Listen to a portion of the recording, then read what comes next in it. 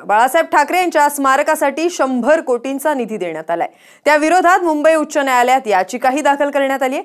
स्मारक उभारणं आणि त्यासाठी निधी देणं हा राज्य सरकारचा निर्णय पूर्णपणे कायदेशीर आणि सरकारच्या विशेषाधिकारातला आहे असा युक्तिवाद राज्य सरकारने केलाय।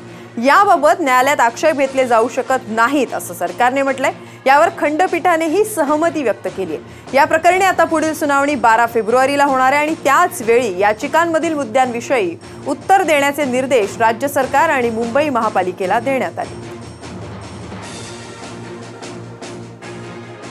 माननीय बाळासाहेब ठाकरे यांनी जे महाराष्ट्रासाठी आणि मराठी माणसासाठी केलंय, त्यांचा जो त्याग आहे आणि त्यांचं जे कर्तृत्व आहे ते अपरंपार आहे। महाराष्ट्राची जनता, देशाची जनता त्यांच्यावर प्रेम करते आणि काही एक दोन अशी मंडळी आहे विघ्न संतोषी, तर त्यांचा हा कुठेतरी विरोध किंवा पोटातली खतखत असेल। महाराष्ट्राची जनता त्याला भीक घालणार नाही आणि निश्चितच मला असं वाटतं की हायकोर्टात देखील ही याचिका टिकणार नाही।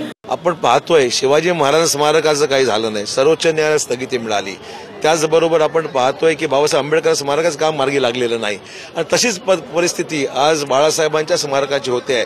हे दुर्दैव आहे। म्हणजे हे सगळे महान नेते या देशात, आम्हाला कोणाविषयी व्यक्तिगत बाळासाहेबांविषयी आमचं कोणाला व्यक्तिगत आमचं काही वेगळी भूमिका नाही आहे। बाळासाहेब एक मोठे नेते होते, परंतु त्यांच्याही स्मारकाविषयी कुठलीही सहनिशा न करता तुम्ही जर असं करत असाल तर कोर्ट कचेरीमध्ये अडचण निर्माण होणारच आहे। म्हणजे अवमान आहे बाळासाहेबांचा।